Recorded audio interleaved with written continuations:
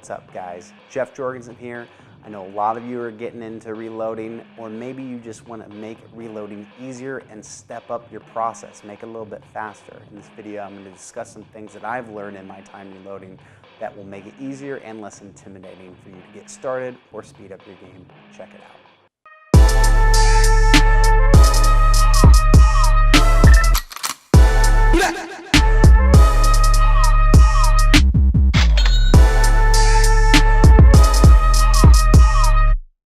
The first step you want to do when you've got your brass is you want to make sure you keep it sorted by times you fired, whether that's per bag or by box. Keep it all sorted and where you want it. The next thing you want to do is you want to clean it by batch. So you want to clean it by those separate places that you've put it in.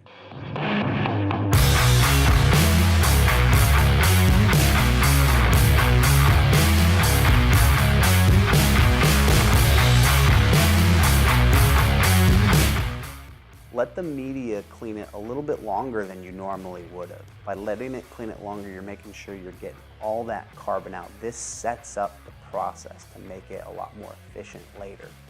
All right, now that it's clean, you're gonna have to resize it. So, resizing the neck and popping out that primer.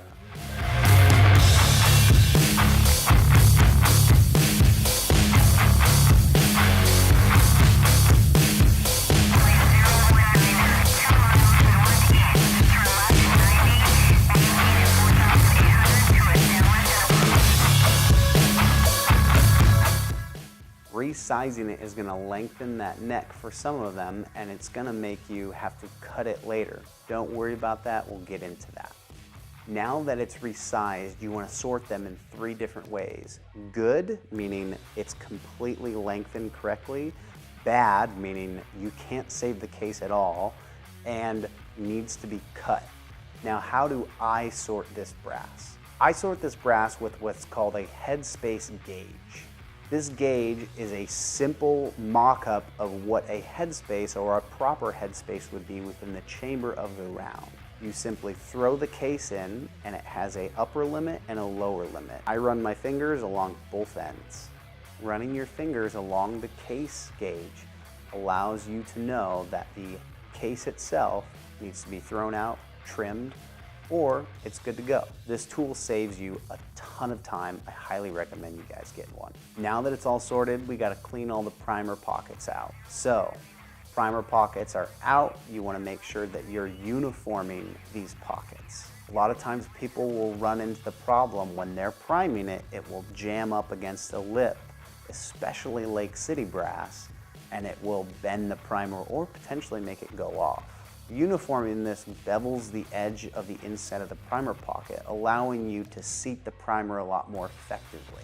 Especially if you have Lake City brass, you need to be aware of this. Lake City brass sometimes have what's called a primer pocket crimp.